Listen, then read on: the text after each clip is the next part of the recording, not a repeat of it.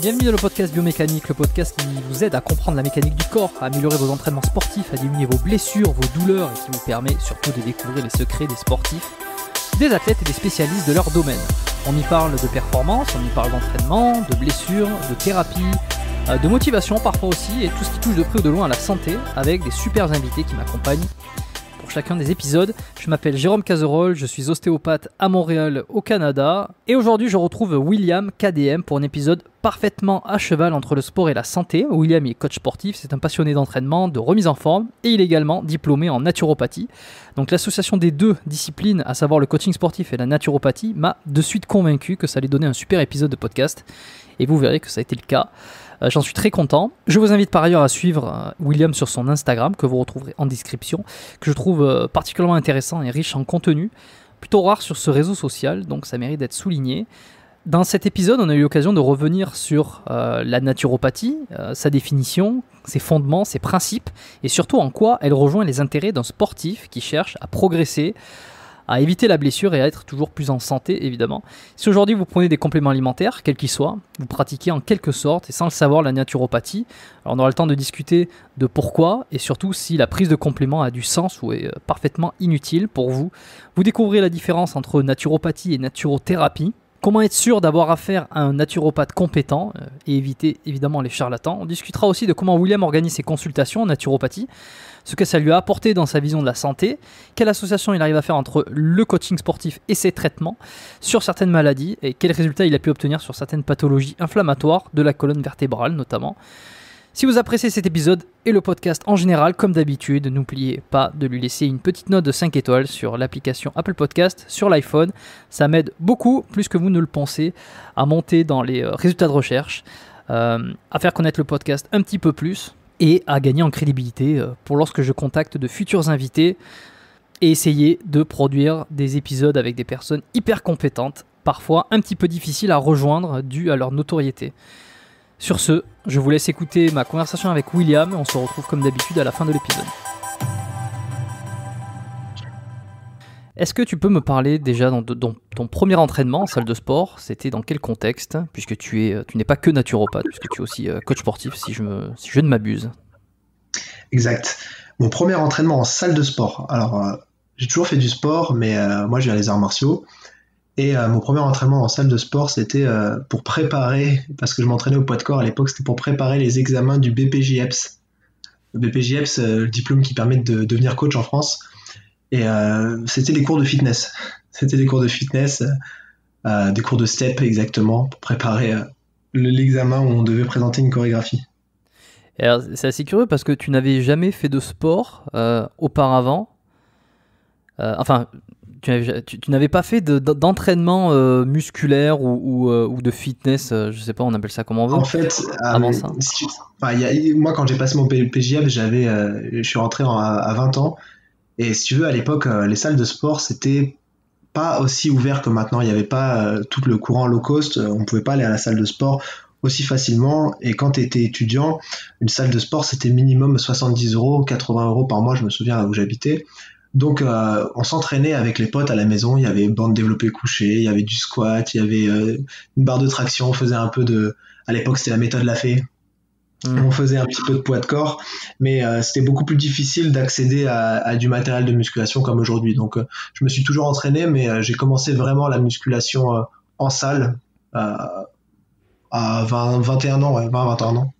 Et alors, pour rappeler un peu le contexte, toi, tu es de quelle génération, quelle année, et tu as été influencé par qui ou par quoi pour vouloir devenir en faire ton métier en fait? Ouais, exact. Donc, moi, je suis né en 91, donc là, aujourd'hui, j'ai 29 ans. Et quand j'ai commencé, c'était le début de Facebook, si tu veux. Enfin, le début de Facebook, non, mais il n'y avait pas beaucoup de choses sur Facebook, il n'y avait pas beaucoup de choses sur YouTube. Il y avait juste, à l'époque, Christophe Cario et Rudy Koya. En tout cas, c'est eux dont je me souviens le plus. Rudy Koya, c'était vraiment pour la partie bodybuilding, on va dire, et Christophe Cario pour la partie fonctionnelle, arts martiaux. Et moi, à l'époque, c'était vraiment tout ce qui était entraînement poids de corps. J'avais un bouquin, ça s'appelait L'entraînement d'un détenu, je me souviens. L'entraînement poids de corps et l'entraînement type méthode Lafay qui m'avait qui m'avait plu parce que c'était la seule chose que je pouvais faire étant donné que j'avais très peu de matériel à disposition. Donc c'est plutôt dans ce courant-là et comme je t'ai dit, je viens des arts martiaux. Donc l'entraînement au poids de corps, c'est un petit peu la religion dans les arts martiaux. Et on est de la même génération alors, parce que moi c'est exactement la même chose. J'ai découvert Rudy Koya en premier lorsque j'étais dans les études, que j'ai commencé à m'intéresser à la prise de masse musculaire, à améliorer son physique. D'un point de vue esthétique en tout cas, c'est la première personne que j'ai découvert. J'étais très très content d'ailleurs de pouvoir l'avoir sur le podcast. C'était l'épisode 7, Rudy Koya. Pour ceux qui ne l'ont pas écouté, vous pouvez aller jeter une oreille. C'était très intéressant et j'étais vraiment ravi de l'avoir. Et par contre, Christophe Cario, c'est pas quelqu'un que j'ai découvert à ce moment-là. Je pense que j'ai mis un peu plus de temps. Ça a été quelques années après que j'ai vu Christophe Cario sur YouTube. Ensuite, ses livres, ses blogs. Ça fait même très très longtemps que j'ai envie de l'inviter sur le podcast, Christophe Cario. Il me semble que j'en ai déjà parlé dans des épisodes précédents. Je lui ai pas encore envoyé l'invitation parce que je sais pas, j'attends d'avoir plus d'épisodes, d'être un peu plus installé pour peut-être oser l'approcher. Et j'ai osé approcher certaines personnes qui sont très réputées dans le milieu, hein, et puis je suis pas sûr que... Je pense que Rudy Koya, Christophe Cario, c'est des personnes qui ont à peu près le même niveau de notoriété, et j'ai osé approcher Rudy Koya pour l'avoir sur le podcast, mais pas encore Christophe, mais ça ne saurait tarder. Aurélien Broussal et Olivier Lollier aussi, qui sont quand même des piliers, hein, c'est des monstres, hein, dans le domaine. Mais tout à fait, et je pense que lorsque j'ai démarré le podcast, il y a maintenant un peu plus d'1 an, j'avais vraiment pour objectif d'avoir Christophe Cario. C'est quelqu'un qui m'a beaucoup inspiré dans ses travaux, dans la manière dont je travaille, dont j'aime bien voir le corps, le fonctionnement du corps. J'ai été très influencé par son livre sur les postures, Un corps sans douleur. J'ai adoré ce livre. Ouais, ça a été vraiment ça a eu une grosse influence sur ma façon de voir les choses après mes études. Et bon, ça fait partie des personnes que j'ai depuis le début vraiment envie d'avoir sur le podcast, mais je l'ai pas encore. Je pense que c'est peut-être aussi la peur de peut-être l'avoir sur le podcast et ensuite me dire ça y est, qui c'est que je vais inviter maintenant qui c'est que je vais avoir après avoir eu Christophe Cario. Il y a encore du monde, hein, maintenant. Il y a pas mal de monde. Je pense que tu auras de quoi faire, hein. Ouais, non, c'est vrai. Bon, je sais pas s'il écoutera cet épisode, peut-être, hein, on sait jamais. Mais de toute façon, je compte. Alors, est-ce qu'il acceptera mon invitation? Je sais pas, mais je l'inviterai à passer sur le podcast, ça c'est sûr, parce que j'aurai beaucoup de questions à lui poser. Bon, je m'égare un petit peu. Donc, on est de la même génération, ça c'est bien. Enfin, c'est bien. Oui, si on veut. On a vu les mêmes vidéos, on a lu les mêmes livres. Ouais, c'est ça. On a un peu... Mais de toute façon, les auditeurs sont un peu de cette génération aussi, j'ai l'impression, ou en tout cas se reconnaissent dans ce qu'on raconte. Et j'aimerais savoir maintenant comment tu as découvert peut-être la naturopathie. On aura l'occasion de revenir sur l'entraînement et la musculation un peu plus tard. Écoute, moi c'était un peu par hasard, dans le sens où je cherchais une manière de me guérir naturellement d'une tendinite. Si tu veux, j'avais fait le tour des ostéos, j'avais fait le tour de toute la médecine, on va dire manuelle, de toutes les thérapies manuelles, médecin du sport, onde de choc, j'avais pas fait la mésothérapie, mais voilà, c'était des inflammations chroniques, et je suis tombé sur des vidéos de Thierry Casasnovas. Alors Thierry Casasnovas qui est, maintenant c'est un YouTuber je crois qu'il a 500 000 abonnés sur YouTube. C'est un gros nom, c'est quelqu'un qui est autodidacte, qui s'est formé tout seul à la naturopathie, et qui parlait justement des inflammations, des tendinites, et d'équilibre acido-basique, et de l'impact de l'alimentation sur les performances et sur la prévention des blessures. Donc moi, si tu veux, ça m'a parlé tout de suite. Donc à l'époque, j'ai bu ses paroles et j'ai mis en place tout ce qu'il proposait de mettre en place, avec ses limites, hein, bien sûr. Mais c'est là où j'ai vraiment eu un déclic, quand j'ai vu qu'en quelques semaines, j'ai réussi à me débarrasser de certaines douleurs que je traînais depuis des années, juste en modifiant d'abord mon alimentation et après en utilisant par exemple un peu la phytothérapie, les huiles essentielles, certains compléments alimentaires. Et donc j'ai décidé de creuser, au début de manière un peu autodidacte, en m'auto-formant, en lisant beaucoup de livres sur la santé, sur la naturopathie, sur les différents types de régimes, sur l'alimentation. Donc je me suis formé tout seul au début à la nutrition, même si on avait une petite base, parce que moi je viens de STAPS et après j'ai passé mon BPJEPS, on avait une base qui est quand même très très modeste, hein. Et donc après je me suis orienté vers une formation de naturopathie scientifique, parce qu'après il y a différentes écoles, il y a différents types de formations, étant donné que la naturopathie n'est pas reconnue en France. Et donc c'était un cycle de 3 ans pendant lequel j'ai vraiment découvert, approfondi le sujet de la naturopathie. Et quand on met le pied là-dedans, ça donne envie de continuer à se former. Donc j'ai enchaîné, là cette année je passe un diplôme universitaire en micronutrition. Et avant de rentrer un peu plus dans le vif du sujet de la naturopathie, de ses grands principes, donc le contexte, toi, ça a été une tendinite. Ça faisait combien de temps que tu t'entraînais et cette tendinite, elle était où et comment elle s'était manifestée? En fait, c'était une tendinite du tendon rotulien qui a débuté dans mon adolescence quand j'ai commencé les arts martiaux. Moi, je viens du kung-fu à l'époque, donc c'est des positions très très basses. Et mon genou gauche, si tu veux, j'étais tout le temps en train de prendre des anti-inflammatoires, donc je me déglinguais l'estomac avec de l'ibuprofène, de la Voltaren, etc. Donc ça a commencé par une tendinite chronique qui, malgré tous les traitements, malgré l'arrêt du sport, malgré la rééducation, malgré l'isolation sur l'équilibre quadriceps, ischio, les étirements, les massages, etc., ne passait pas. Et donc j'ai mis en place un régime, si tu veux, un régime acido-basique. En gros, l'objectif, c'est de diminuer un peu la charge acide des aliments que tu ingères et de favoriser l'élimination des acides via les reins, via les intestins. Donc c'est ça ce que j'ai mis en place au début, et comme je t'ai dit, j'ai réussi à m'en débarrasser assez rapidement. En tout cas, j'ai eu des résultats, une diminution de la douleur drastique au bout de quelques semaines, chose qui m'était jamais arrivée, quoi.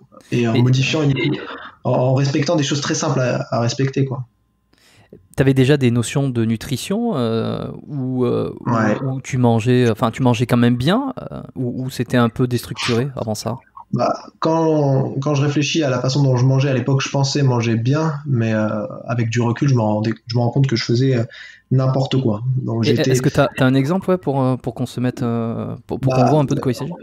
Je pense que c'est le cas pour tout le monde, hein, quand on commence la musculation et qu'on arrive dans les salles de sport et qu'on voit les mecs les plus baraqués de la salle prendre des protéines en poudre, on se dit que forcément c'est grâce à ça qu'ils développent leur physique. Alors sans rentrer dans la question du dopage ou quoi que ce soit, hein, mais forcément j'ai été influencé par ça, ce qui m'a orienté vers la complémentation en protéines en poudre, donc beaucoup trop de protéines par rapport à mes besoins. Je sais pas, je crois que je montais à 3 grammes de protéines par kilo de poids de corps, avec une balance en micronutriments et en aliments basifiants pas suffisamment intéressante. Donc si tu veux, je penchais beaucoup vers la balance acide. Et du coup, tout ça répercutait sur l'inflammation. D'accord. Tout ce qui est fruits, légumes, j'imagine que tu avais une notion de l'importance. T'essayais d'en consommer. Oui, mais si tu veux, il y a plein. On va dire que si on rentre dans le détail, par exemple, j'avais une grosse consommation de produits laitiers, j'avais une grosse consommation de céréales à gluten. J'avais une consommation de produits ultra transformés modérée, mais qui aujourd'hui, à mon sens, était trop importante. En fait, je mangeais normalement avec quand même pas mal de fruits et de légumes, mais quand on s'intéresse réellement à la qualité de l'alimentation et qu'on voit l'impact des aliments ultra transformés sur notre santé, on se rend compte que la limite entre manger bien et manger mal, elle est très très fine, et on peut très vite avoir une alimentation déséquilibrée sans s'en rendre compte. Bon, donc tu découvres les principes de la naturopathie grâce à Thierry Casasnovas, qui est quelqu'un qui est un peu décrié pour certains. Il fait encore débat. Alors certes, il est très très connu aujourd'hui, mais certains le considèrent comme un gourou un petit peu. Ouais, bon après... J'ai pas d'avis.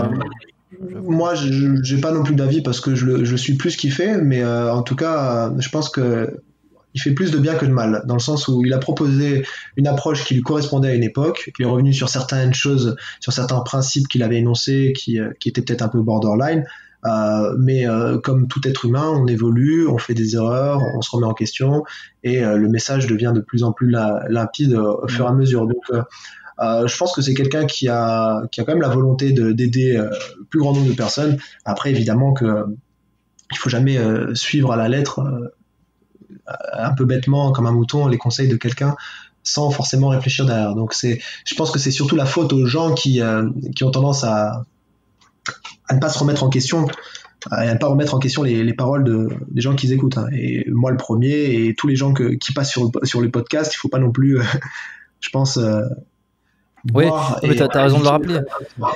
Je le dis pas forcément toujours, mais je pense que déjà le podcast, je pense qu'il est déjà un format de personnes qui essayent d'aller un petit peu plus loin dans la réflexion ou dans la compréhension des choses. Donc je ne dis pas forcément tout le temps ce qu'on dit n'est pas à prendre forcément tout au pied de c'est pas la vérité absolue, c'est pas voilà, réfléchissez un petit peu, voilà, bon. Mais il faut essayer de tendre vers la vérité avec les erreurs et l'expérience. C'est ça ce qui nous permet d'avancer, je pense. À l'époque, il était très branché, je crois, sur les jus de légumes. Mais il a même développé un petit business sur les extracteurs ou les de jus. Enfin, en tout cas, des machines pour faire des jus de légumes, des jus de fruits. Je sais pas trop ce qu'il a en ce moment, mais en tout cas, c'est lui qui t'a mis vers la direction de la naturopathie. Donc, t'en es arrivé à faire une formation et on va pas tourner autour du pot plus longtemps. C'est quoi exactement la naturopathie et ses grands principes ? Alors, pour être le plus concis possible, la naturopathie, c'est la médecine traditionnelle occidentale, au même titre que la médecine ayurvédique en Inde, au même titre que la médecine chinoise en Asie.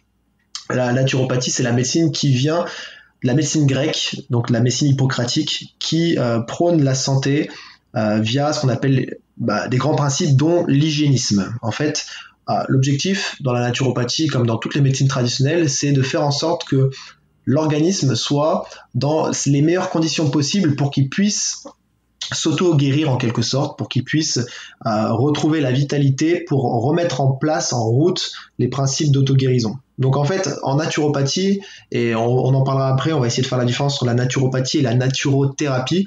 En naturopathie, on est un peu dans le non-interventionnisme, on essaye juste de remettre l'énergie, le corps sur les bons rails pour qu'il puisse par lui-même se régénérer, et on va juste apporter du soin, c'est-à-dire qu'on va apporter des éléments qui vont permettre de combler certaines carences, on va apporter des éléments peut-être anti-inflammatoires mais sans effet iatrogène, le temps que le corps se remette sur ses rails. On va corriger l'alimentation, on va corriger l'hygiène de vie, on va corriger le sommeil, on va corriger le stress, on va corriger la digestion, et une fois qu'on a corrigé les grandes bases en quelque sorte, le corps par lui-même peut se remettre en route pour se régler. Après, dans la naturopathie, il y a pas mal de techniques. Il y a l'hydrothérapie, il y a la phytothérapie, c'est-à-dire la médecine des plantes, l'aromathérapie, la réflexologie, les thérapies manuelles. C'est pour ça, tout à l'heure en aparté, je te disais que l'ostéopathie, si on veut prendre la naturopathie au sens large, fait partie d'une méthode naturopathique. Et en fonction du praticien, chacun va avoir plus ou moins d'affinité avec telle ou telle technique. Ouais, c'est ça, ce que tu me disais en off, il y avait cette caractéristique commune avec l'ostéo, donc qui était d'aller chercher la source du problème, et d'aller essayer de corriger la source du problème et non pas la conséquence, ce qui est un petit peu décrié sur la médecine allopathique, qui en fait va être concentrée sur le symptôme, sur la conséquence du problème. Et là où les thérapies un peu alternatives, comme tu le dis, la naturo, l'ostéo, vont aller essayer de rechercher la cause du problème. C'est exactement ça. Beaucoup moins curative aussi, plus préventive. Et alors, deuxième caractéristique commune, qui est de permettre en fait au corps de retrouver son état d'équilibre. C'est que tu vas pas forcément solutionner le problème, tu vas aider à solutionner le problème, et ensuite c'est le corps qui va retrouver. Et alors moi j'aime bien cette façon de penser, parce que ça remet un peu un cadre de modestie par rapport au thérapeute, qui est beaucoup moins le tout-puissant qui guérit. Un peu comme le médecin. Je n'ai pas d'exemple particulier, puis j'adore les médecins, j'ai aucun problème par rapport à ça, mais c'est un peu l'idée du médecin qui en fait va guérir et va être le sauveur, là où moi-même ou d'autres thérapies alternatives vont être des starters de guérison. Enfin, on n'est pas à 100% responsable de l'amélioration, de l'amélioration de la santé de quelqu'un. On est l'un des facteurs qui fait qu'on va amener du mieux. C'est exactement ça. Et si tu veux, aujourd'hui, on fait plus suffisamment attention aux mots, mais les mots ont un sens. Et le corps, en fait, se guérit par lui-même. Le thérapeute, ce qu'il fait, c'est qu'il apporte du soin. Et en tant que tel, en apportant du soin, il n'est pas dans de la guérison. Il n'y a que le corps, l'énergie vitale, si tu veux, les processus énergétiques d'autorégénération qui vont permettre la guérison. Mais en aucun cas, une aide externe va guérir quelque chose. C'est juste du soin, on met le corps sur les bons rails.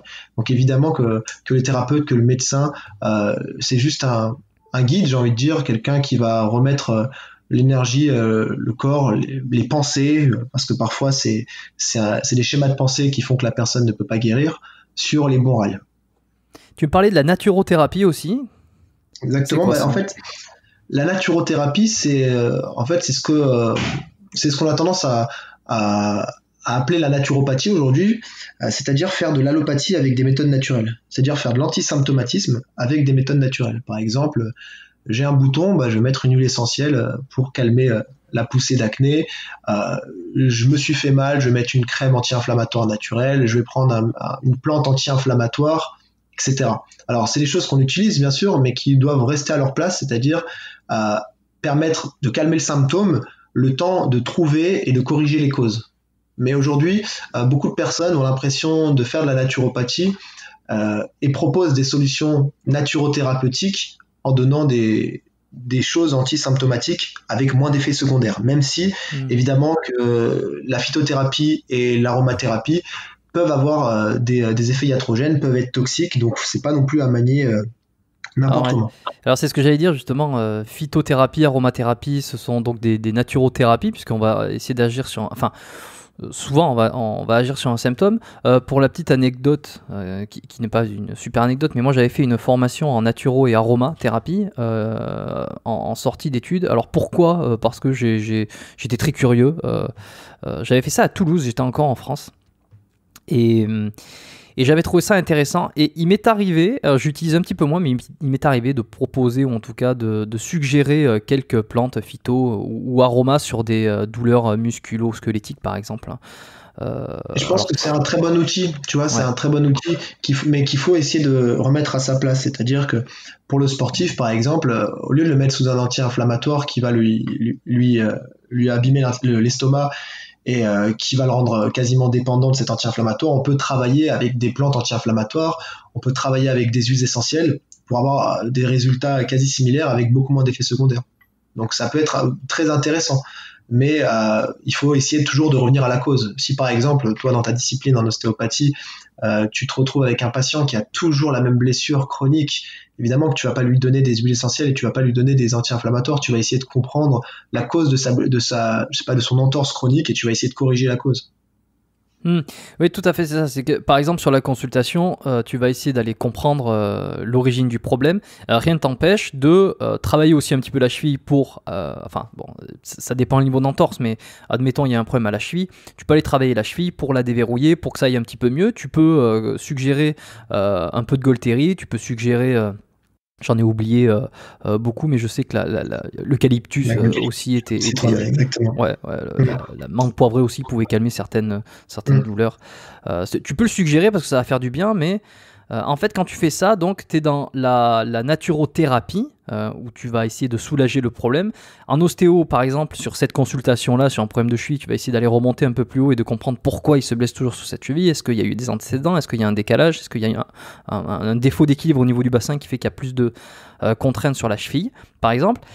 Et alors là, c'est à la fois de la naturothérapie et en même temps de la naturopathie, parce que tu traites le symptôme de manière naturelle, mais en même temps, tu cherches l'origine et corriger la source du problème.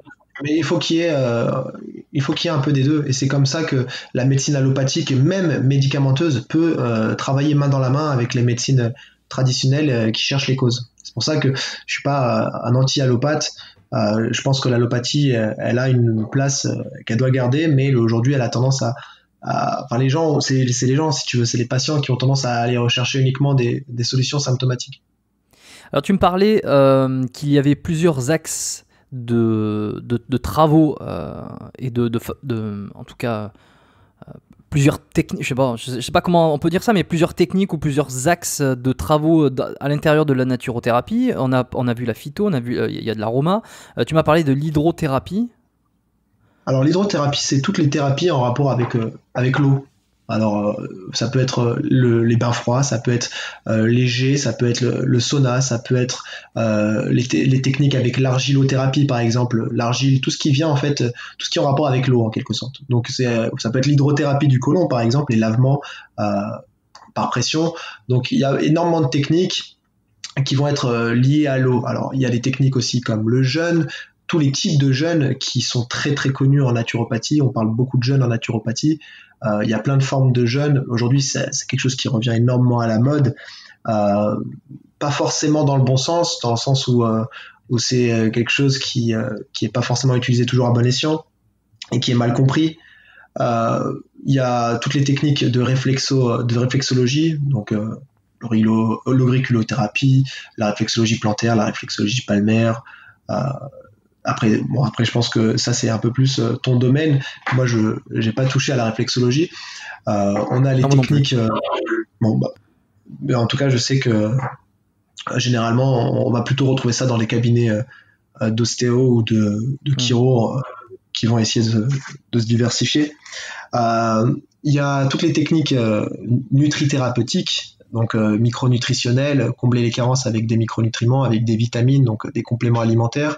Et ça, on est plutôt dans ce qu'on appelle la nutrithérapie. La nutrithérapie, c'est une discipline presque à part entière aujourd'hui parce qu'il y a des formations, il y a des diplômes de micronutrition, de nutrithérapie, ce que je fais cette année. On peut utiliser aussi ce qu'on appelle la médecine fonctionnelle. Alors la médecine fonctionnelle, c'est réservé aux médecins, mais la médecine fonctionnelle, finalement, c'est la naturopathie chez les médecins en quelque sorte. Mais ce que je comprends au final, c'est que la naturopathie n'est pas une discipline ou une c'est un concept en fait. C'est un concept, c'est une façon de voir les choses et à l'intérieur de laquelle il y a différentes disciplines, tu vois. Exactement. Okay. Si tu veux, la médecine chinoise par exemple.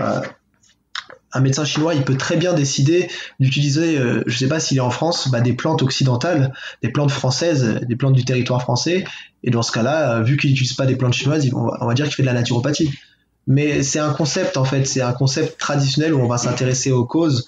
Alors il y a toute une philosophie derrière, et la médecine chinoise, c'est un peu plus complexe, il y a toute une philosophie aussi. Mais en France, en tout cas en Occident, la naturopathie, elle ne doit pas être systématiquement reliée aux plantes, reliée aux jeunes par exemple. Il y a vraiment en fonction du thérapeute une affinité qui va se créer avec certaines disciplines. Il y a aussi l'homéopathie. L'homéopathie, c'est une discipline qui fait partie de la naturopathie, enfin, même si les homéopathes estiment faire une discipline à part entière.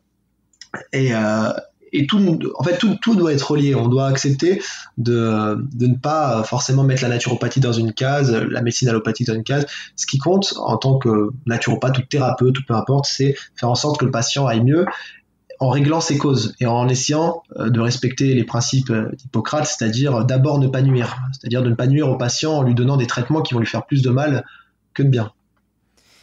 Et ce qui m'embête un petit peu, à la limite, c'est étant donné que la naturopathie est plus un concept, une façon de voir les choses et une façon d'aborder la santé et la rémission, plus qu'une discipline technique. C'est comment on peut se former en naturopathie, comment on peut avoir un diplôme de naturopathe si on n'a pas finalement étudié toutes les disciplines qui rentrent à l'intérieur,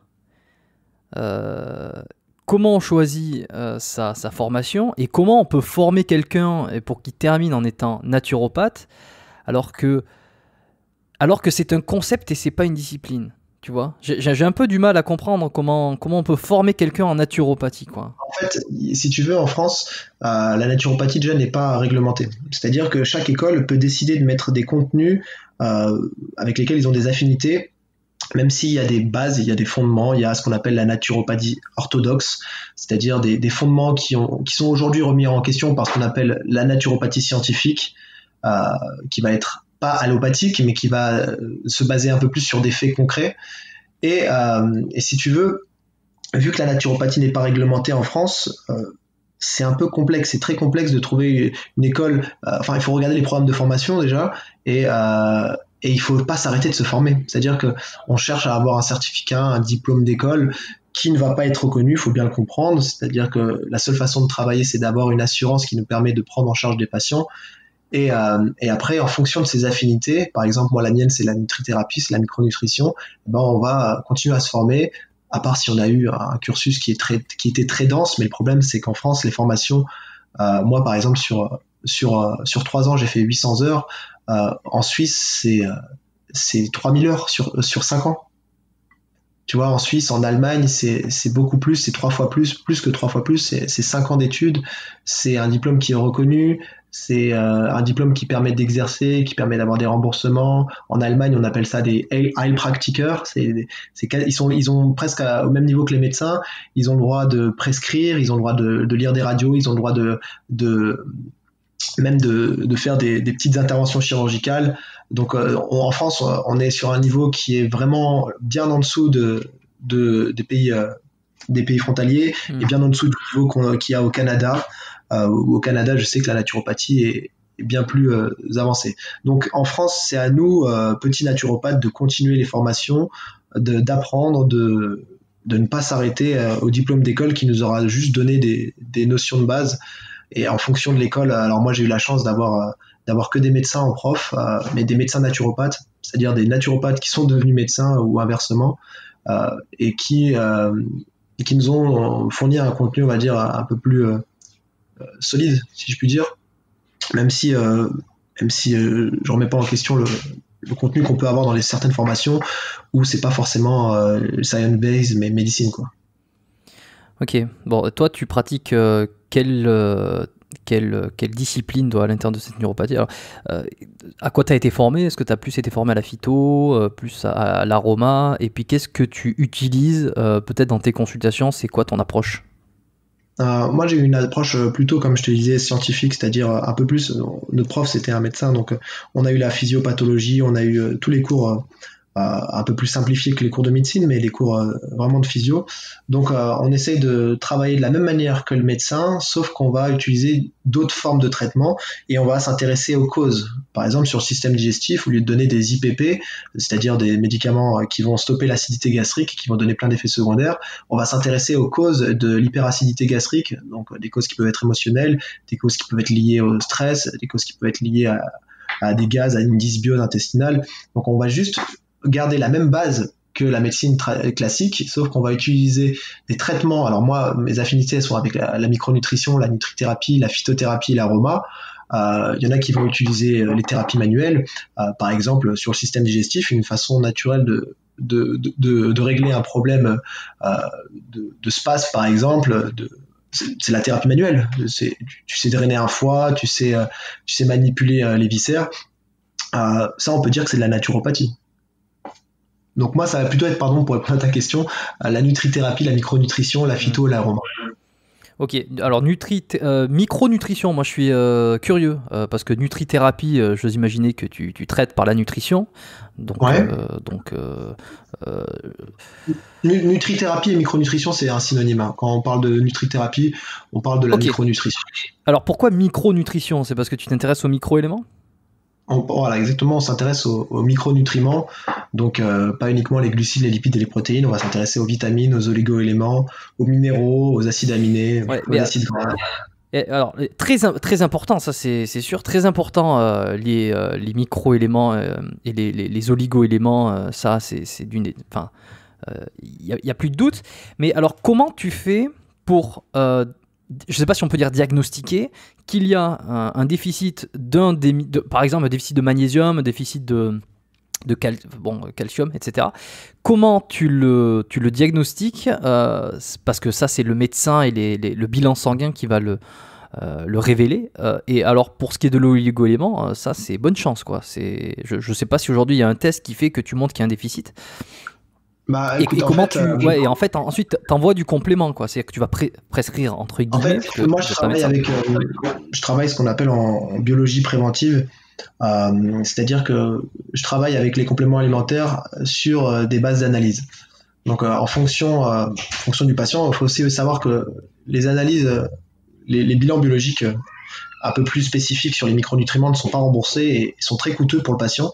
Donc, quand le patient est OK pour faire des analyses complémentaires qui ne seront pas remboursées, eh ben, je travaille spécifiquement avec ça. Donc, je sais pas, par exemple, je vais mesurer une fonction thyroïdienne, je vais demander l'iode urinaire, je vais demander l'hormone T3, je vais demander l'hormone T3 reverse, je vais demander la vitamine D, le zinc, le sélénium, et je vais adapter d'abord l'alimentation pour qu'elle soit plus riche en micronutriments, et après, si besoin, j'utiliserai une complémentation alimentaire. Mais en naturopathie, on a des signes, on a des éléments qui nous permettent, via le questionnaire, qui nous permettent de connaître certains déficits micronutritionnels. Et après, on se fie aussi à certaines logiques, en quelque sorte, au niveau de l'analyse nutritionnelle. Par exemple, si une personne, je sais pas, je vais donner un exemple au hasard, ne mange jamais de produits animaux, eh bien, on peut quand même suspecter qu'il y a une carence en B12, que la ferritine, si c'est une femme, risque d'être dans les choux, qu'il risque d'y avoir un déficit en iode, qu'il risque d'y avoir un déficit en vitamine A, en rétinol. Enfin, c'est d'abord le questionnaire, d'abord l'analyse micronutritionnelle, et si la personne est OK, si la personne a les moyens, on vérifie ça par ce qu'on appelle la biologie d'investigation, en demandant des analyses un peu plus poussées qui ne sont pas remboursées. Bon, et je renvoie à tous ceux qui sont véganes ou alors qui veulent tester le véganisme à l'épisode que j'avais enregistré avec Jérémy Pigeon sur comment devenir végane quand on est sportif et continuer malgré tout à progresser. Je fais un petit peu d'auto-promo à l'intérieur de mon podcast. Alors si tu prends de la vitamine B12 pour essayer de compenser certaines carences que tu peux avoir si tu es vegan, à ce moment-là tu fais de la naturopathie sur toi-même en fait. Ouais, tu fais de la micronutrition, tu fais de la naturopathie, ouais, en quelque sorte. Et c'est marrant parce que justement moi tu vois dans mes questions et dans mes petites notes j'avais écrit de parler un petit peu de la distinction avec les compléments alimentaires, mais en fait les compléments alimentaires il n'y a pas de distinction avec la naturopathie parce que tu peux prendre des protéines. Alors bon, complément alimentaire, magnésium, protéines, c'est pas que les protéines, hein, on est d'accord. Mais quand tu prends des protéines en poudre, par exemple, c'est une forme de naturopathie.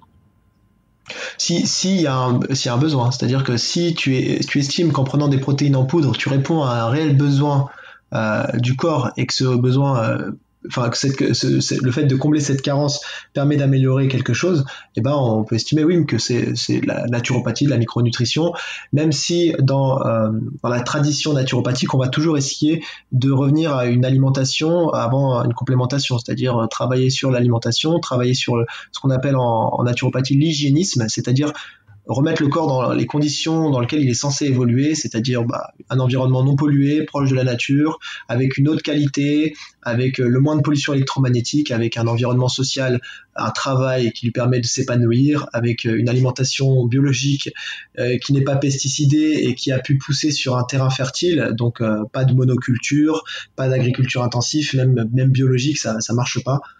Et le problème, c'est qu'aujourd'hui, combien de personnes sont prêtes à changer de vie? Combien de personnes sont prêtes à renoncer à un certain confort pour revenir encore tout dépend ce qu'on appelle confort. Combien de personnes sont prêtes à revenir à une hygiène de vie bien plus proche de ce qui est censé être physiologique? Et parce que moi je vais te le dire, hein, ces personnes-là, la plupart du temps, c'est des personnes qui ont des problèmes de santé et qui sont un petit peu contraints d'aller jusque-là dans la compréhension, la réflexion pour passer sur ce genre de façon de penser avant d'avoir une problématique. On sait tous, hein, quand on a autour de 20 ans, on n'a pas de douleur, on n'a pas de problème de santé, il n'y a rien, on mange n'importe quoi, il n'y a aucun problème. Pourquoi se sacrifier, pourquoi manger, cuisiner, etc. alors qu'on peut aller au McDo et puis finalement ça ne change rien du tout. Donc tu vas me dire si je me trompe, mais je pense qu'on passe là-dedans quand on a probablement eu des problèmes de santé ou alors une certaine minorité qui veut vraiment être le plus en forme, mais c'est rarement autour de 20 ans. C'est sûr, c'est sûr. Il y a une réflexion à avoir. C'est une question aussi d'éducation. Je pense que c'est aussi dans le milieu dans lequel on évolue. Mais souvent, comme tu l'as dit, hein, il faut d'abord se casser la figure pour réfléchir et pour pouvoir un peu résolver son mode de vie, quoi. Et petite colle, alors excuse-moi, je sais pas si je t'ai coupé, peut-être tu étais dans une réflexion, si tu as envie de poursuivre, je t'en prie. Non, c'est bon. Petite colle que j'ai qui me vient. Donc effectivement, la prise de compléments alimentaires, à savoir des protéines en poudre et comme ça, hop, on rebascule un peu sur le sportif et le pratiquant de musculation classique ou celui qui aime bien s'entraîner. La prise de compléments, ça peut être vu comme une façon de faire de la naturopathie. Le mieux, la priorité reste évidemment la nourriture brute, d'apporter ces protéines par l'alimentation classique, à savoir soit viande, œufs, poissons, et si on est vegan, plus sur les oléagineux, toutes les sources de protéines végétales. Mais on peut utiliser les protéines qui sont un produit industriel. Et alors, si je vais encore un peu plus dans ma pensée, si on décide de se supplémenter, par exemple, en magnésium, de prendre des gélules de magnésium parce qu'on sait que c'est bon pour la santé, ou même des oméga 3, hein, ça peut être magnésium oméga 3, mais qui est considéré comme un petit peu plus comme santé. En général, les protéines sont rarement vues comme un complément santé, là où les oméga 3, là où le magnésium va être vu comme un complément santé. Ce sont des compléments qui sont industriels. Alors, c'est ça qui est, tu vois le petit paradoxe entre je me complémente en magnésium parce que c'est bon pour la santé, parce qu'on est en plein dans la naturopathie, mais en même temps, ça reste quand même un produit qui est industriel. Et alors, comment on se place là-dessus ? Eh ben, on se place avec la même réflexion que j'ai eue tout à l'heure, c'est-à-dire te dire que ce sera... Alors, si vraiment tu as une carence en magnésium, comme beaucoup de personnes, il vaut mieux se complémenter que même avec des molécules de synthèse plutôt que de ne rien faire si on n'arrive pas à capter suffisamment de magnésium dans l'alimentation. Et aujourd'hui, ce qu'on sait, c'est que les aliments, même biologiques, sont complètement appauvris de leurs micronutriments et on a du mal à trouver du magnésium dans nos légumes, dans nos céréales. Donc la complémentation en magnésium, elle sera toujours plus bénéfique, même si elle est de synthèse, que de ne pas se complémenter. Maintenant, l'idéal, si on veut vraiment avoir une réflexion santé, durable, c'est de ne pas engendrer de carence en magnésium et de vivre, parce que la carence en magnésium, on va l'engendrer par exemple quand on est très stressé, quand on est beaucoup trop actif, quand on fait trop de sport, et donc de vivre une vie plus zen, proche de la nature, et en essayant, si on veut vraiment aller pousser la réflexion, cultiver ses propres légumes, avoir son terrain, faire de la permaculture. Et là, on n'a pas besoin de rentrer dans une béquille, parce que la complémentation alimentaire aujourd'hui de synthèse, ça reste une béquille qui peut parfois être un paradoxe avec ce que la naturopathie prône, mais qui semble indispensable pour certaines personnes. Et si on pousse la réflexion encore un petit peu plus loin, sur le sportif, celui qui s'entraîne régulièrement, qui est encore dans un contexte de santé, qui n'est pas là pour performer, pour faire de la compétition, mais qui est quelqu'un qui s'entraîne au minimum 4 fois par semaine, dans une activité qui lui demande de la récupération, il va avoir des besoins qui vont être accrus, qui vont être plus demandants que quelqu'un qui est sédentaire. Jusque-là, on est d'accord, je n'invente rien. Et alors, ce qui se dit récemment... pour suivre des travaux de certains là-dedans, c'est que par exemple le sportif va surtout manquer, il va manquer de plein de choses s'il n'adapte pas son alimentation, mais par exemple de collagène, puisque dans l'alimentation moderne, il va manquer un petit peu de collagène.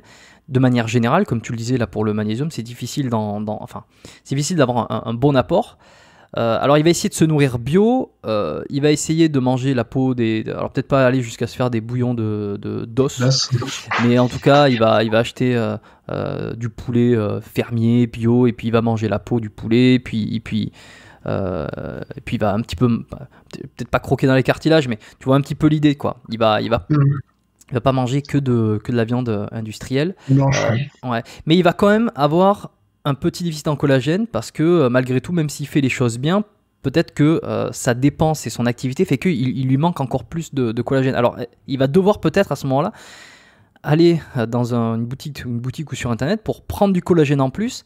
Et est-ce que finalement le fait de vouloir être en santé par le sport te met dans une situation de non-santé parce qu'il va te manquer le collagène de manière brute? Et est-ce que c'est pas un peu le serpent qui se mord la queue? Je comprends ta question. En fait, déjà une personne qui fait 4 heures de sport, enfin 4 entraînements de sport par semaine, si on compare notre dépense énergétique il y a un siècle, pour moi c'est pas un sportif. C'est-à-dire que moi je m'entraîne 4 fois par semaine, je me considère pas comme un sportif qui a des besoins accrus. C'est-à-dire que c'est pas avec 4 entraînements par semaine, même des entraînements intensifs, que forcément tu vas créer des carences. On n'est pas encore sur quelque chose de pathologique. Maintenant, si on est dans une activité qui est très très nécessitante, je sais pas, un triathlète qui va s'entraîner 2 fois par jour, 3 fois par jour, ou un sportif de haut niveau qui a un gros volume d'entraînement et qui à côté de ça, je sais pas, une grosse charge mentale et qui ne dort pas suffisamment, évidemment qu'il va devoir travailler avec des béquilles.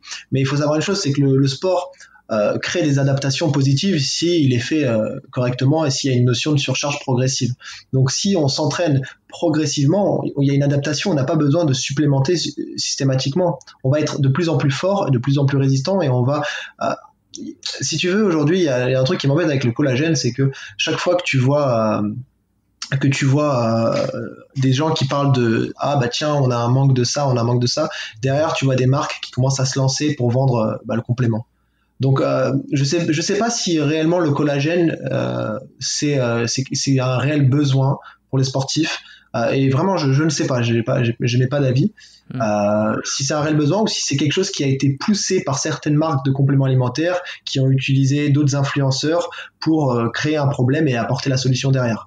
Donc, j'estime que quand on fait 4 entraînements de sport par semaine, on n'a pas des besoins accrus, on n'a pas besoin de se complémenter. On peut, malgré certains micronutriments, et ça, il faut se référer aux études du Val-de-Marne, l'étude Suvimax, qui montre les carences en micronutriments en France. C'était en 99, mais elle est encore d'actualité, encore plus maintenant.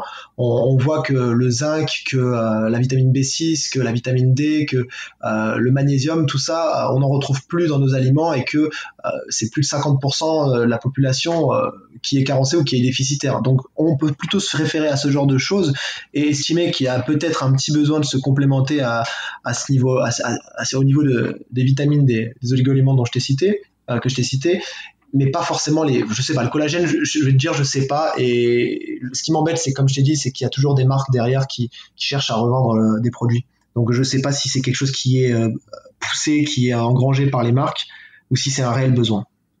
Je vois. J'ai pris le collagène c'était pour l'exemple, ça pouvait être autre chose, mais c'est ce que j'avais en tête. Donc, est-ce qu'on pourrait résumer sur, alors, 4 entraînements par semaine?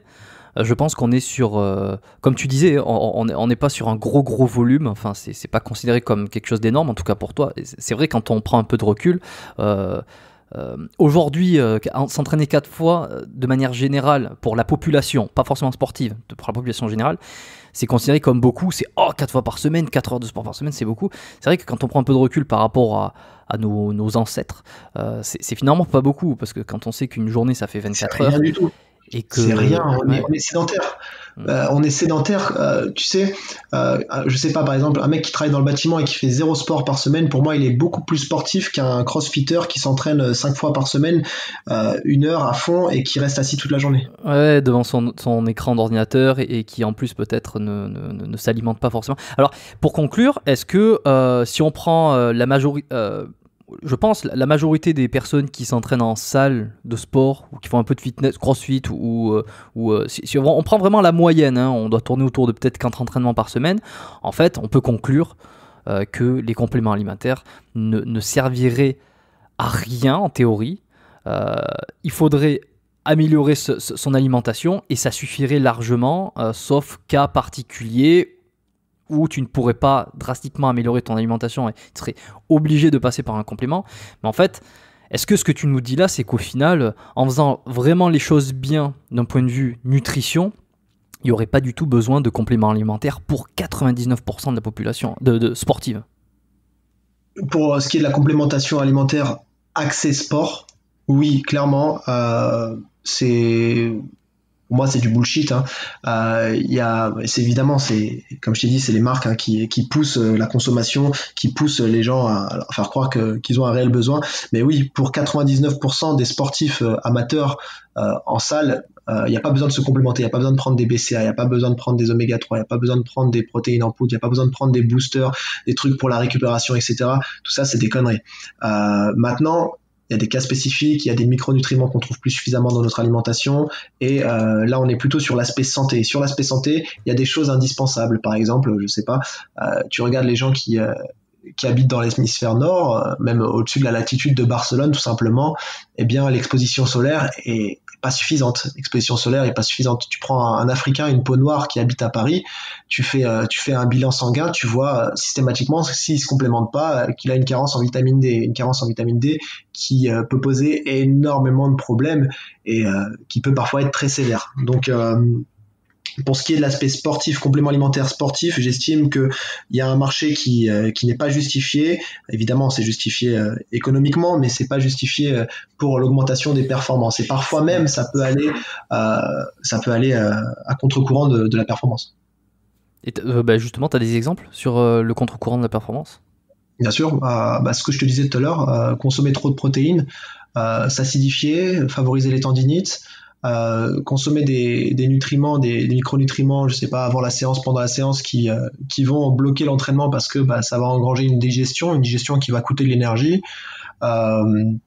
Ça peut être les compléments alimentaires en règle générale, type musculation, sont bourrés d'additifs, des additifs qui parfois sont cancérigènes, des cancérigènes avérés. Il y a énormément de nanoparticules. Quand les compléments alimentaires viennent des États-Unis, il y a eu un rapport de l'ANSES qui montrait qu'il y avait 18% des compléments alimentaires qui venaient des États-Unis qui contenaient des substances anabolisantes.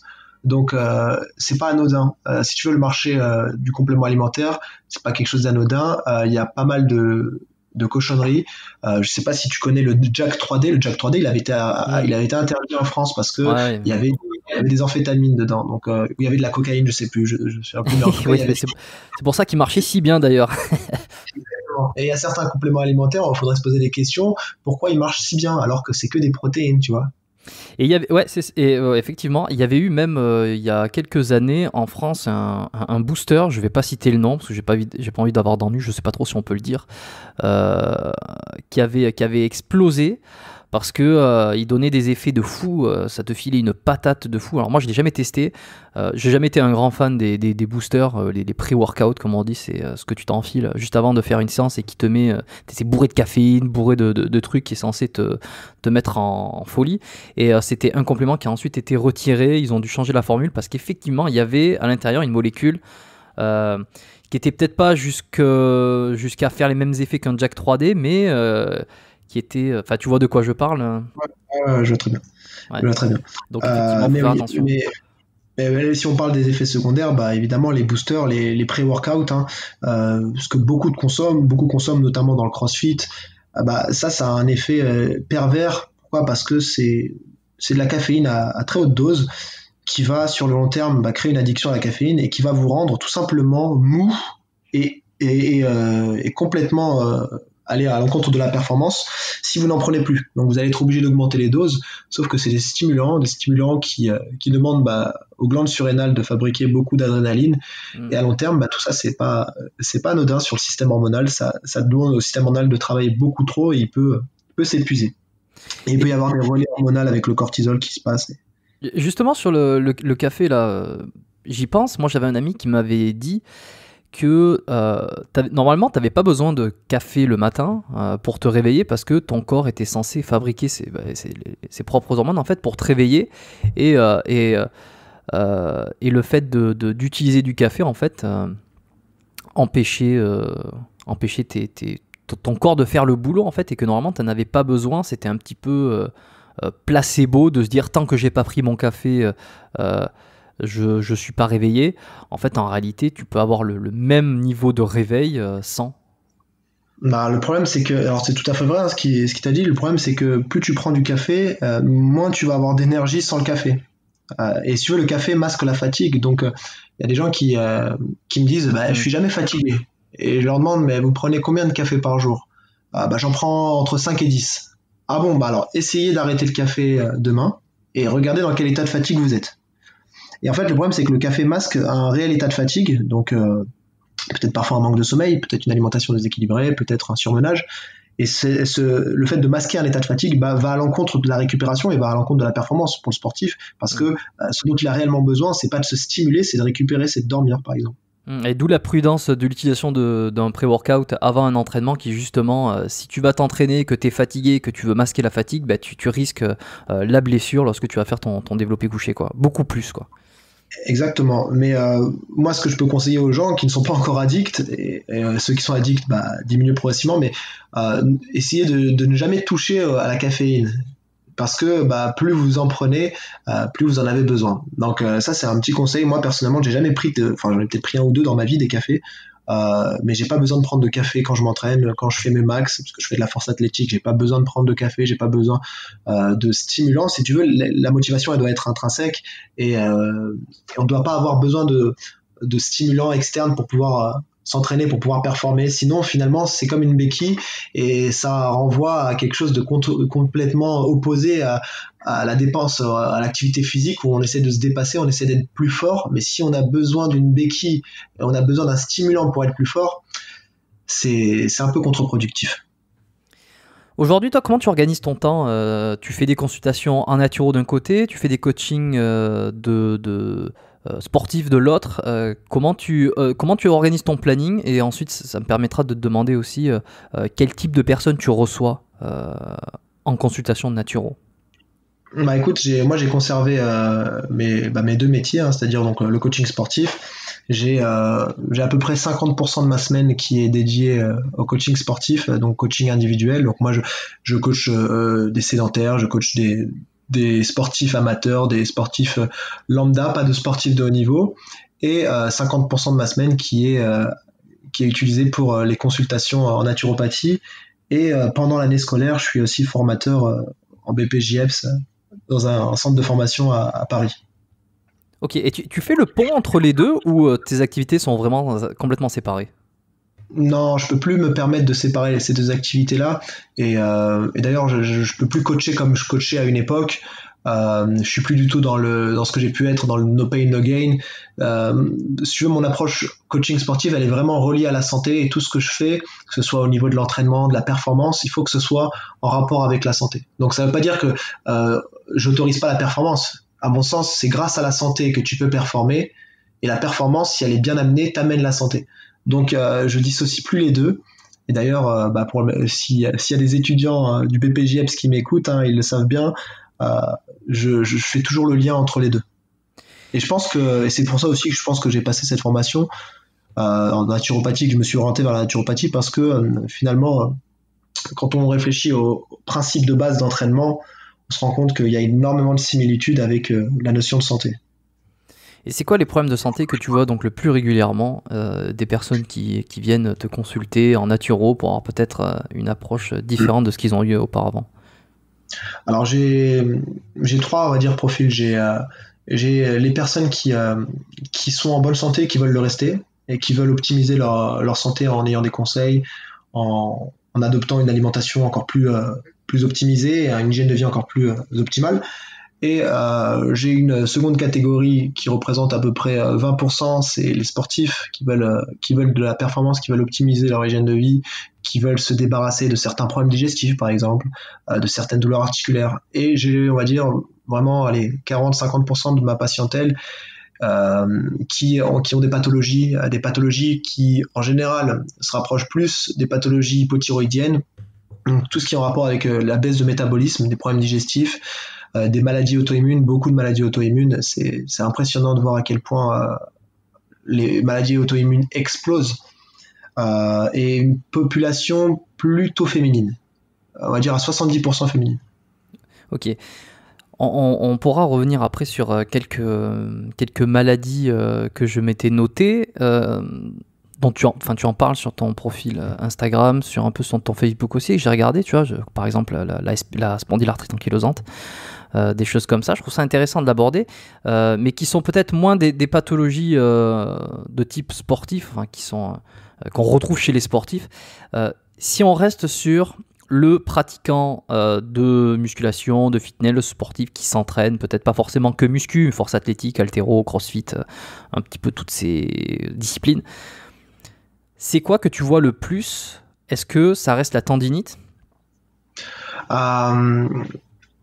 Ce que je vois le plus, c'est les épuisements. C'est-à-dire que j'ai beaucoup d'hommes en général qui travaillent beaucoup, qui sont mis au crossfit ou qui sont mis au HIIT, au triathlon, des sports qui demandent beaucoup d'entraînement, qui demandent une grosse intensité et qui sont épuisés et qui commencent à voir leur performance diminuer et qui, par-dessus, ont plein d'inflammations. C'est-à-dire qu'ils vont avoir des douleurs articulaires qu'ils n'avaient pas avant lors des mêmes entraînements. Ils vont avoir des problèmes de sommeil, des problèmes de libido, des problèmes de digestion. Bref, tout ce qui va être lié à un épuisement du système. Donc c'est plutôt ce type de personnes que je rencontre le plus, en tout cas en rapport avec le sport, les personnes qui vont être susceptibles à consulter un naturopathe. En fait, si tu veux, toutes les pathologies vont être liées à un épuisement en général. Ouais, ou un défaut de récupération. Ouais, bien sûr, voilà. Ouais. Ouais. Bah, ce qui revient au même, hein, c'est trop de sport, pas assez de récupération, on arrive à l'épuisement. On appelle le surentraînement. Voilà. Et justement, le surentraînement, d'après ce que tu me dis, c'est pas un mythe. Il y a un peu deux écoles sur ça. C'est le surentraînement existe bel et bien et il va se manifester par différentes conséquences, différents symptômes. Là, comme tu le dis, ou même une tendinite pourrait de ce fait-là être considéré comme la conséquence d'un surentraînement. Et puis d'un autre côté, on a un discours qui parfois dit le surentraînement n'existe pas ou est extrêmement rare, surtout pour un athlète qui est naturel. Et si on prend en plus notre contexte moderne où finalement pour se surentraîner, on l'a dit tout à l'heure, 4 fois par semaine d'un entraînement, c'est considéré pour la plupart des gens comme beaucoup, et on est très loin de surentraînement. Alors comment on fait la part des choses entre oui, ça existe et non, on en est très loin?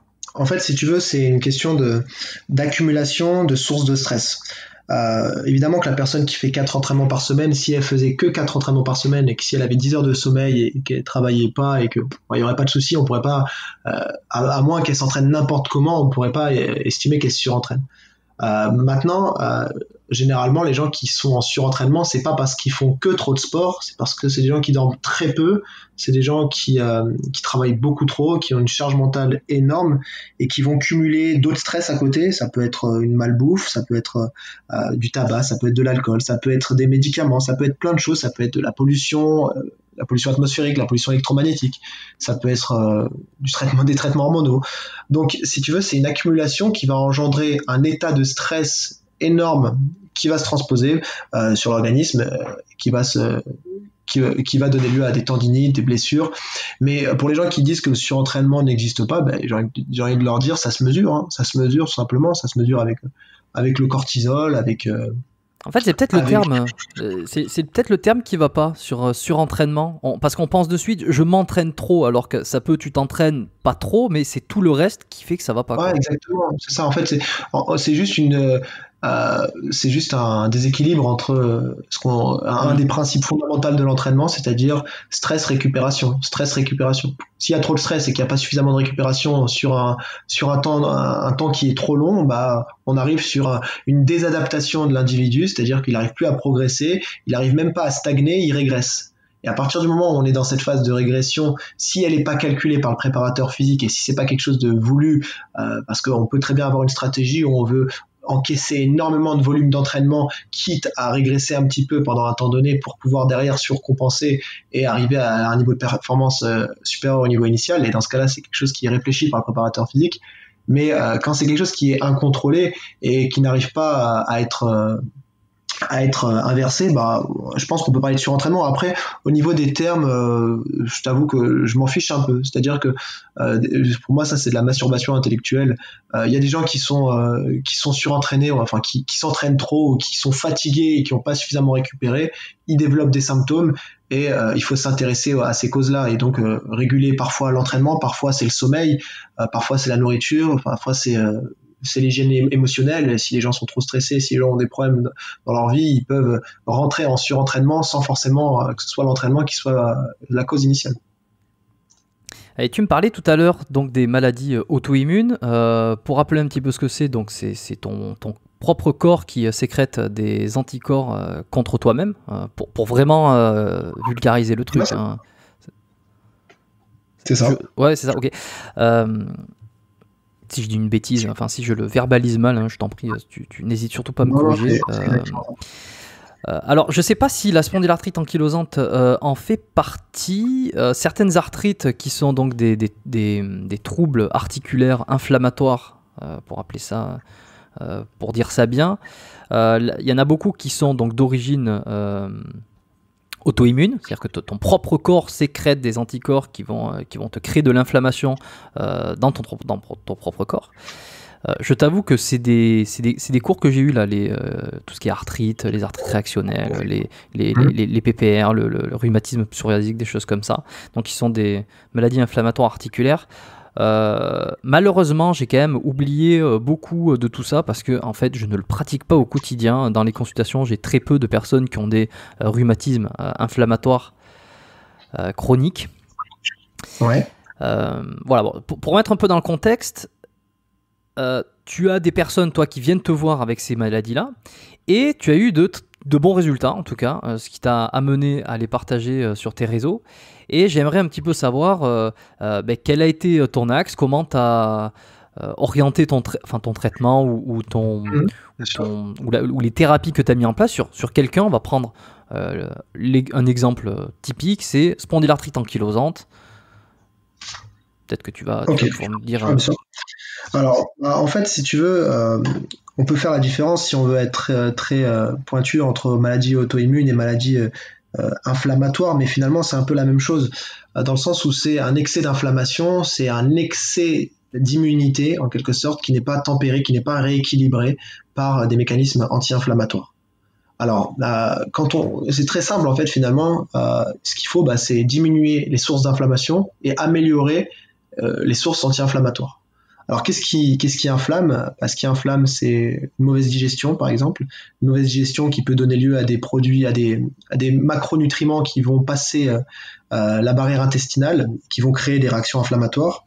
Alors, pour passer la barrière intestinale, il faut que cette barrière intestinale, elle ait été abîmée, elle ait été altérée au préalable. Alors, l'alimentation moderne, le blé moderne par exemple, les produits laitiers, les produits ultra transformés, tout ça, le tabac, les hormones de synthèse, les médicaments, le stress, l'excès d'activité physique, tout ça peut favoriser une perméabilité intestinale et donc donner lieu à un passage de macromolécules dans le sang qui va engendrer une réaction inflammatoire.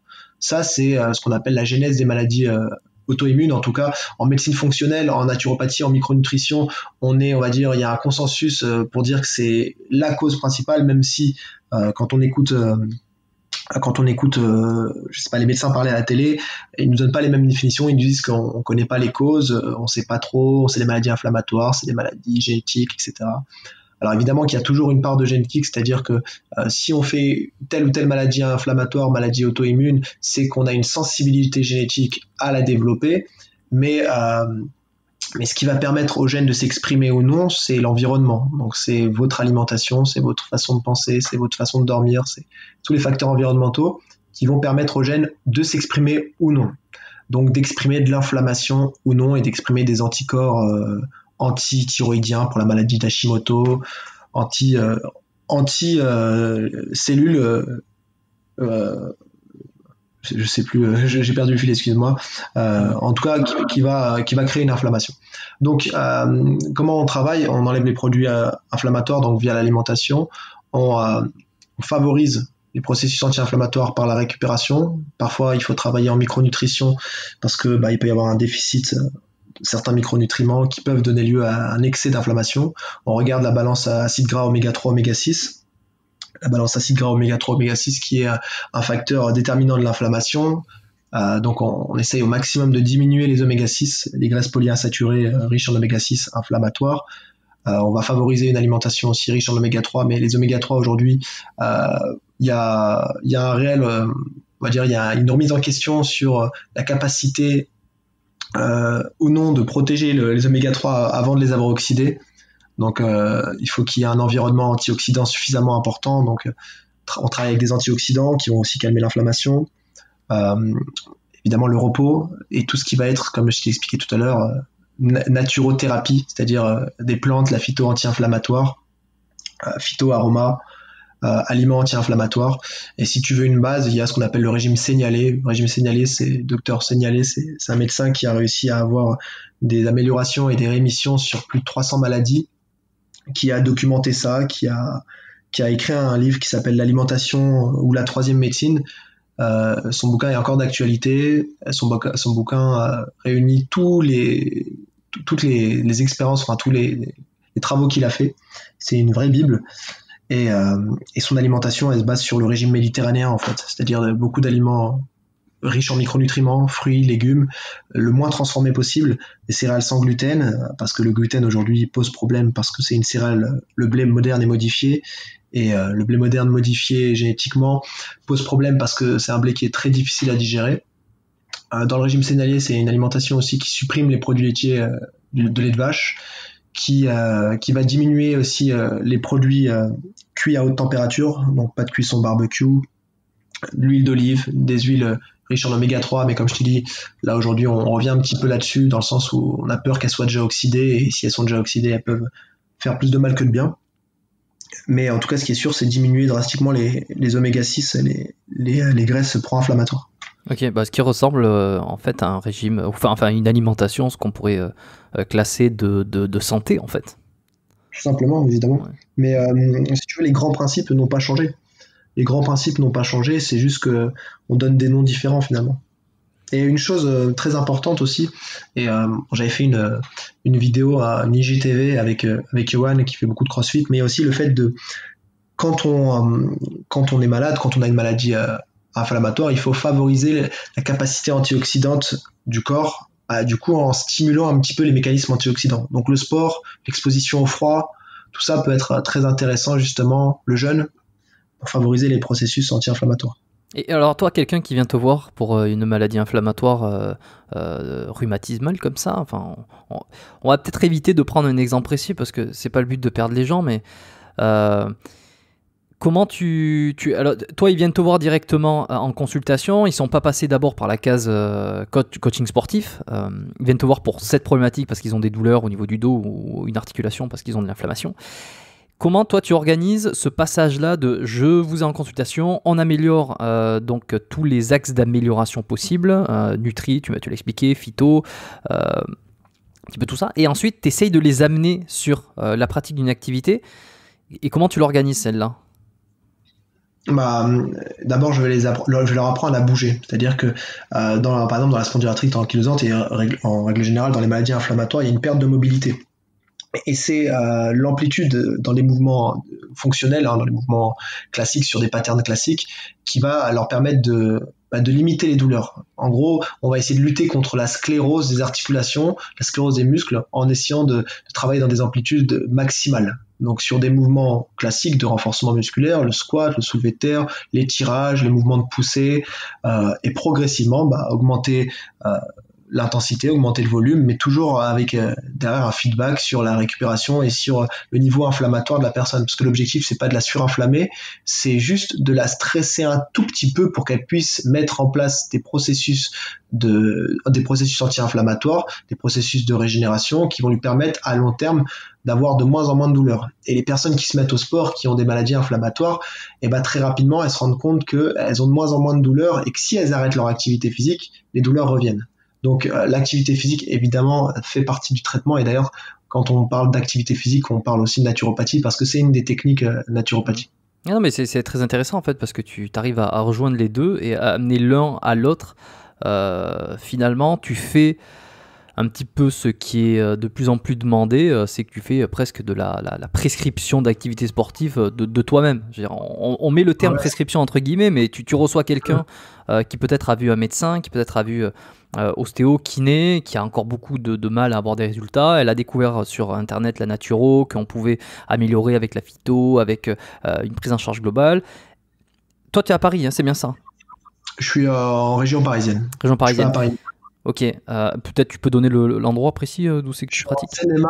En Seine-et-Marne, à Bussy-Saint-Georges. Ok, bon, alors admettons quelqu'un qui est dans le secteur cherche un naturopathe, te découvre, elle vient en consultation, tu lui améliores un petit peu tout ce qu'on a dit, et puis tu la fais basculer aussi sur un programme d'activité physique, et en fait tu fais le travail de prescription de sport au final, quoi. Donc ça, je trouve ça plutôt Ouais, mais intéressant. je pense que c'est indispensable de créer des environnements un peu, alors c'est un terme qui est à la mode, mais holistique, c'est-à-dire travailler sur plusieurs axes. Pas uniquement l'alimentation, pas uniquement le sport, pas uniquement la thérapie manuelle.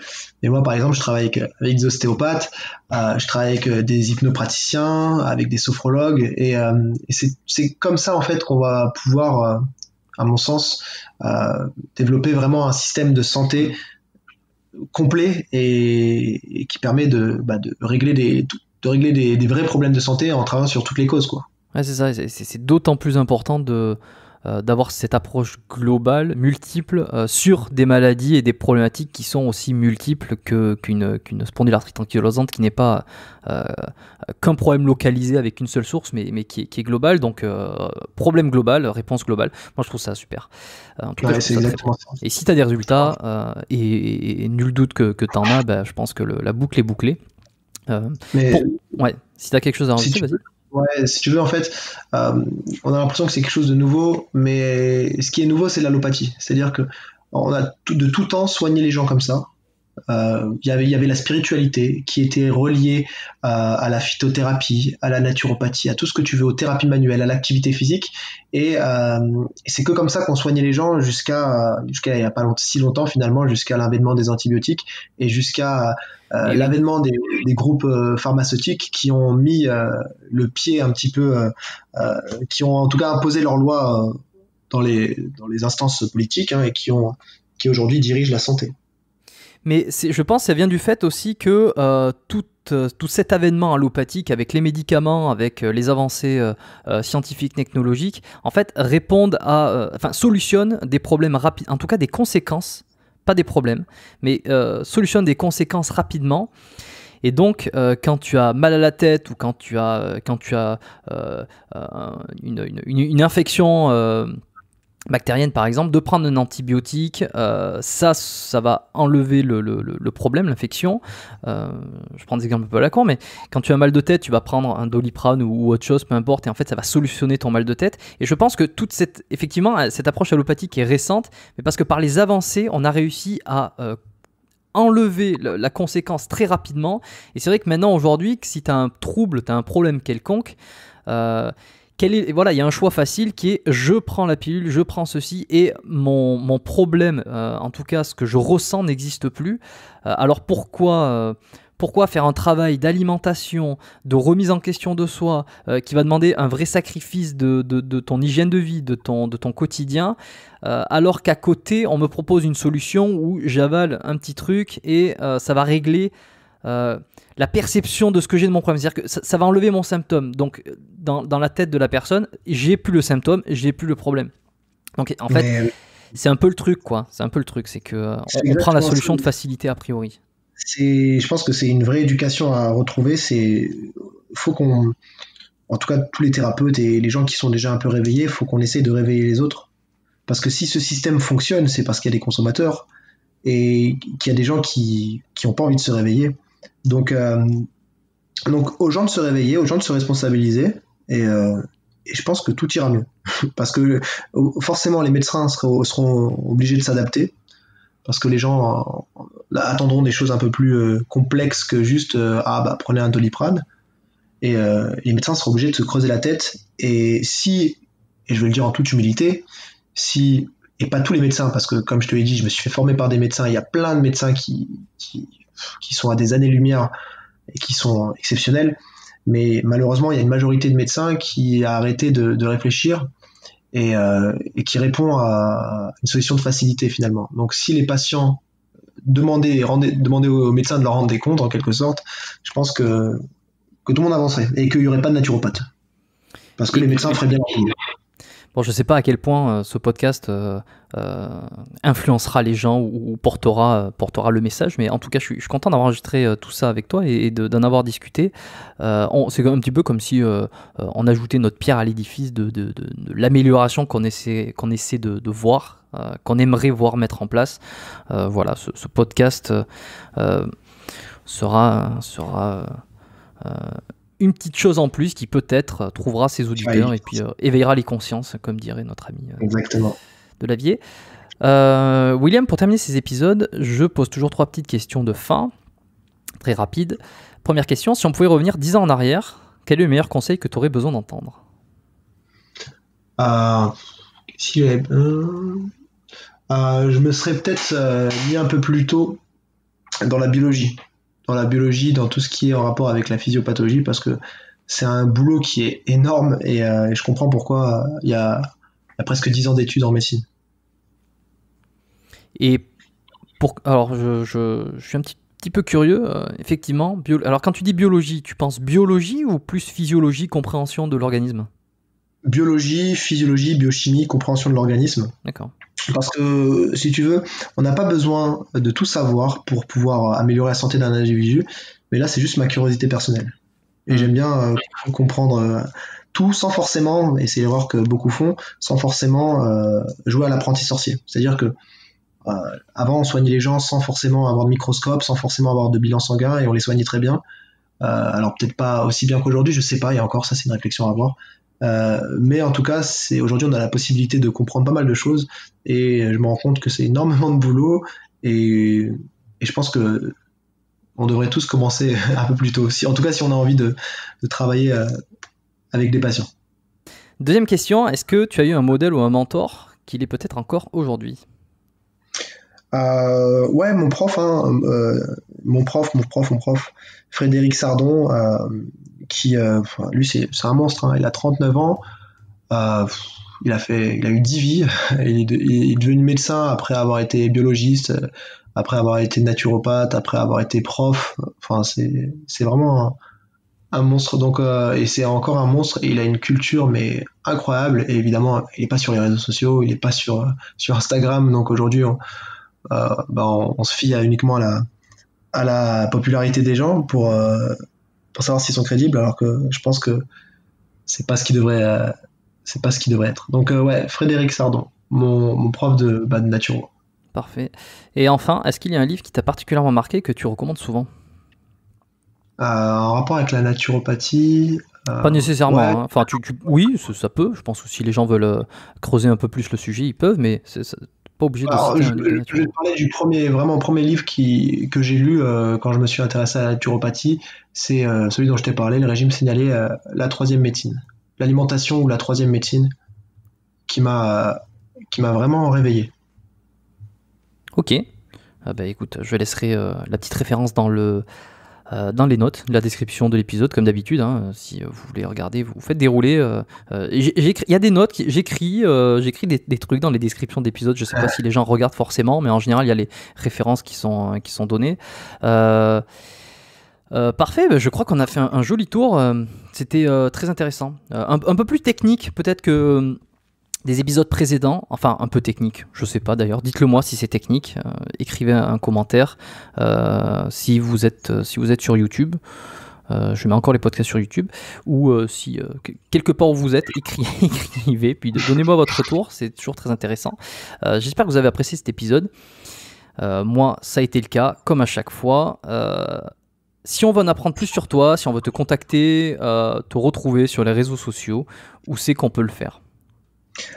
Sur Instagram, William-8KDM, et sur Facebook, c'est aussi William KDM.